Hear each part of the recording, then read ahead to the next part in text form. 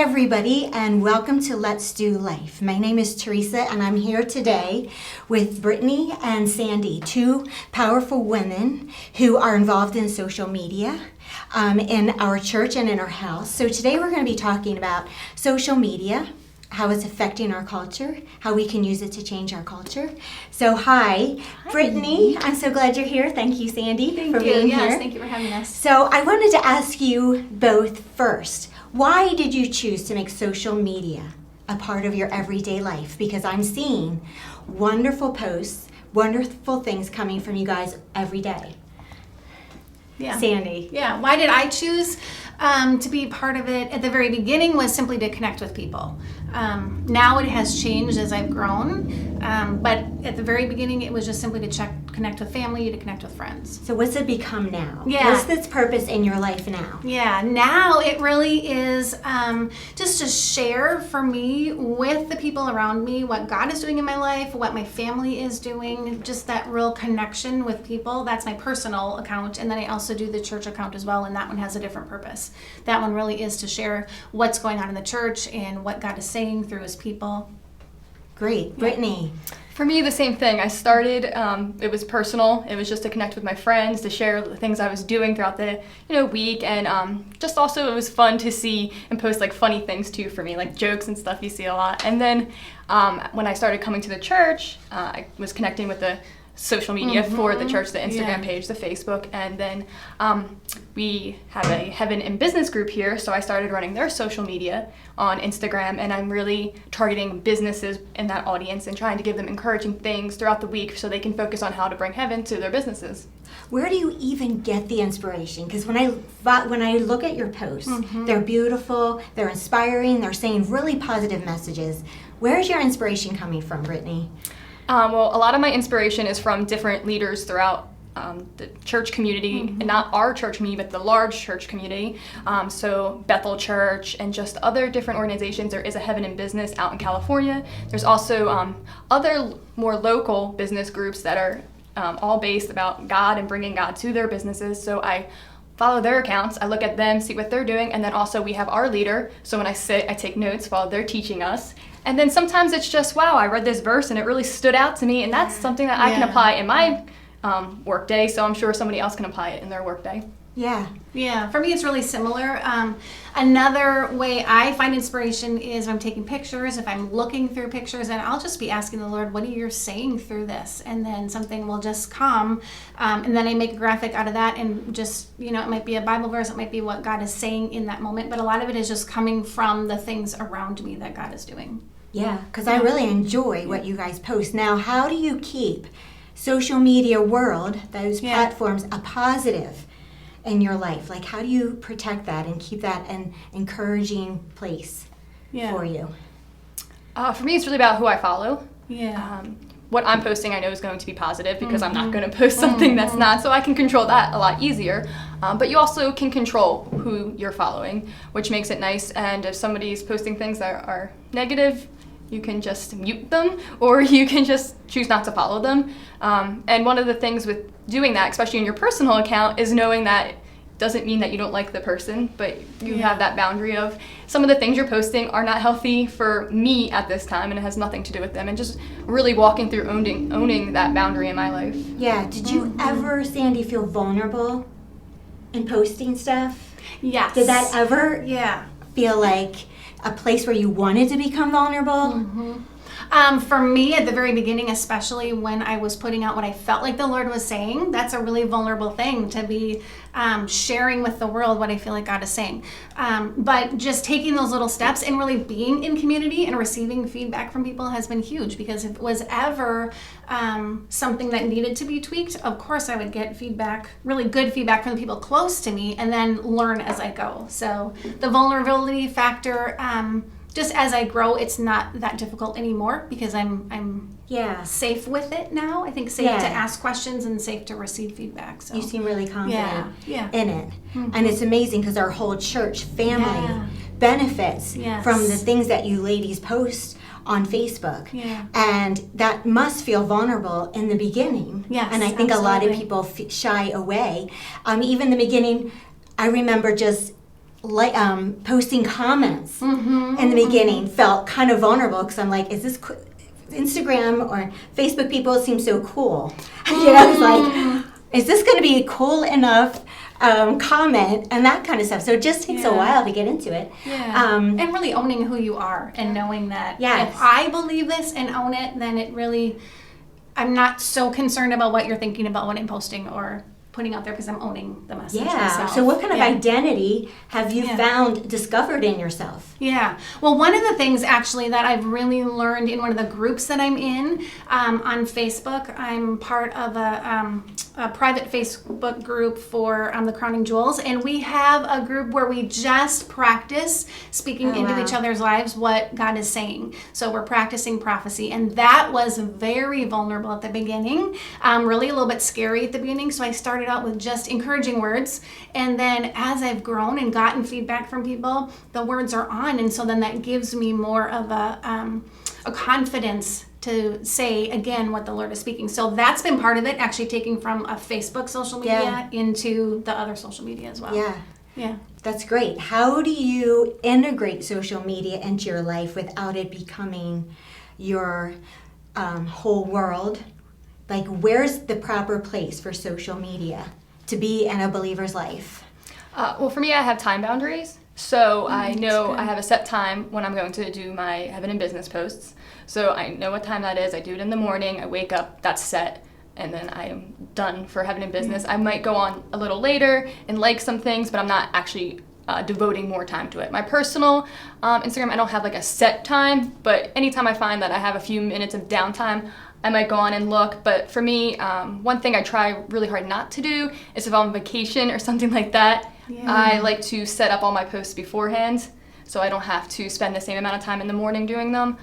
So I usually have them ready to go so I can post them throughout the week whenever I go away and stuff like that. So just really kind of setting how much time I'm going to spend before I even start doing it. Just this is my time and this is when I do it. Yeah, because psychologists say we only have so much mental real estate, and so we don't want to just waste it on things that aren't in our inner circle, people that aren't really in our world. But do you find social media encouraging in your spiritual walk? Yes, absolutely. Like that one testimony I just gave. I have so many testimonies from social media where I just am really intentional about who I follow, and so I'm constantly getting fed really good things that, I don't know how much time we have, but I could just tell testimony after testimony of all the really great things that God has done in me and through me because of how intentional I am with social media. That's awesome. So when we come back, we'll be right back with Sandy and Brittany, and we'll be talking more about social media.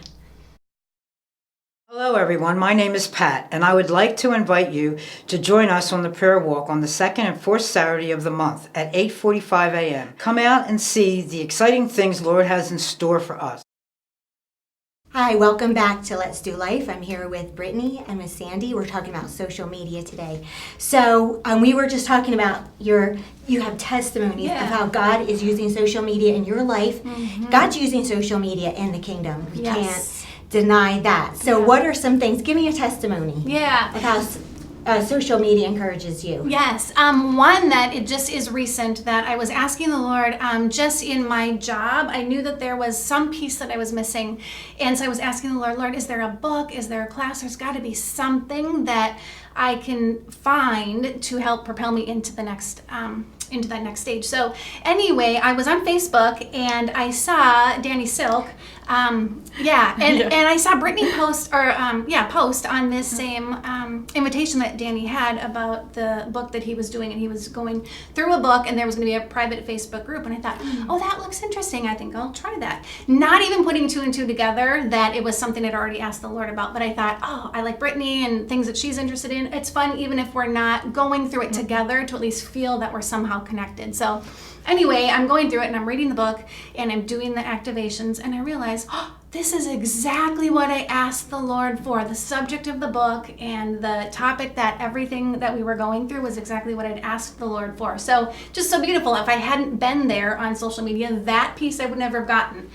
God would have provided it some other way, but not that way. So it offered a key for your breakthrough in your life by being in a healthy spiritual place on social media. So exciting. Good. How has social media influenced your life, your spiritual walk? Well, the same thing. Like, I just experienced recently, I was talking to someone about something. I literally went onto Instagram at a red light, like I probably shouldn't, and I just happened to look down, and there was a post. It was by Graham Cook, and I was just like, oh, that is exactly what I was just talking about. That's exactly like what I needed someone to speak to me right now. And so it's just awesome how like God just knows, and it gets posted, and there's like all those things behind the scenes of how they come up when they come up, and it's God. So that's what I'd say. But because they really do come up at such amazing times, and then you get connected to places you've never heard about maybe, and you're like, wow, look how God's moving here. Especially with the Heaven in Business, I get connected with other, like I said, business organizations in other states that I never heard about, and I get to read their testimonies, and they get to encourage me that they're encouraged by the testimonies we're sharing, and you really get to make connections that you wouldn't get to make just living in New Jersey. So it's really neat that way. Yeah. That's really cool. Now, how do you ladies see God using social media in the future? What are your daydreams, your dreams of happening in social media in the kingdom? Yeah. Yeah, I think, just like I said, it connects people from all over. So my dream for it is one day you're just going to go on, it's going to be all positive. Yes. You're not going to see the negative news on Facebook first. You're going to see the positive God testimonies just rising up. You're going to see how many people got saved today. You're just going to hear testimonies of people getting healed. You're going to go on Instagram. You're going to see the pictures of just like little kids who are worshiping God. Like, that's just how I see it. Like, it's literally going to just be this positive, good news source where you can just see what's going on all over the world with all the Christians all over the world, and just really feel how, like, you're here, you're one in the church, but just get to see, like, it's not just the church, it's not just New Jersey, it is the world, and really get to connect to that. Right? Like, can you imagine if you went on social media in the morning and you saw all the miracles, people that got raised from the dead, people that were healed of sickness and disease just like over the night, you were sleeping. So, Sandy, what's your dream? Yeah, absolutely. Real similar to that, just that connection with the global body of Christ, which is happening now. So much of this is already happening now. And even just those Facebook groups and different, even on Instagram, things that we can join, Bible studies that we can join online that you wouldn't be able to do in the past because you had no access to it. But even now we're having that, and in the future it's only going to get bigger, where even people in local communities can have their own groups of people that you can join from all over. So just that beautiful connection of, this is what God's doing, this is what God is saying to me, what is he saying to you, and that greater community. Wow. Yeah. So what would you say to somebody who's like, you know what, I think I would like to become an influencer on social media? This sounds like a really great, powerful way to use a tool that God's given us, and they don't know where to begin, or they might feel shy, might feel vulnerable. What would be your advice to them to kind of get started on being an influencer on social media?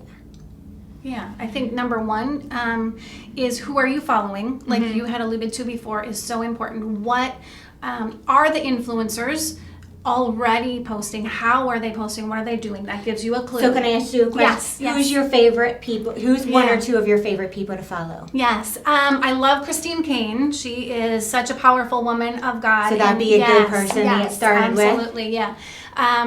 There's so many. Graham Cook, I love him. He's so fantastic. If you want a prophetic voice, Doug Addison or Bobby Conner. There's just so many in the world today that are just so powerful and are speaking the truths of what God is saying. Cool. Okay, so go on. Yeah. So it starts with your following. What would be a next step? Yes. Then for me, how I started too was just one or two people that would speak into it. So I would put something out, or I would have what I think I want to say, and then just share that with someone close to me who has also a really good eye and a good could give good feedback of, is this on, and what is God saying, that kind of thing. So they could have some feedback from just a close source instead of listening to what everybody has to say, because sometimes you're not going to get real great feedback from a lot of different people. Oh, yes. Yeah, so those are just two keys Good. that I see. Good. Brittany, what do you got for us? Yeah, I think number one, start following people. Just get on. You don't have to post anything. You don't have to do anything. Just start following people. Make your own personal account and see what people are doing. Especially if you said like unsure of how to do it. You do it from and learn from others. Yeah, just learn from others. So find those people who you can start with your local church. Most churches now have Yes, Instagram. yeah. See what they're posting. It's not, most places have an Instagram. So if you watch them on something, you can probably find their accounts. So that would be where I would start, following people, just like Sandy said. And then my one is based off of business, so really having to pursue and connect with people who I didn't maybe know, but just once again following them, seeing how they posted, see what type of things. Also watching trends is important too. So you can research hashtags. You can, and if you don't know what these things are, then maybe you can find someone who does to talk to them about it. But those are also really important. Learning the actual part of Instagram or Facebook that is totally separated, like all the little tricks of how to get it out there. Yeah. So Yeah. that's another key thing.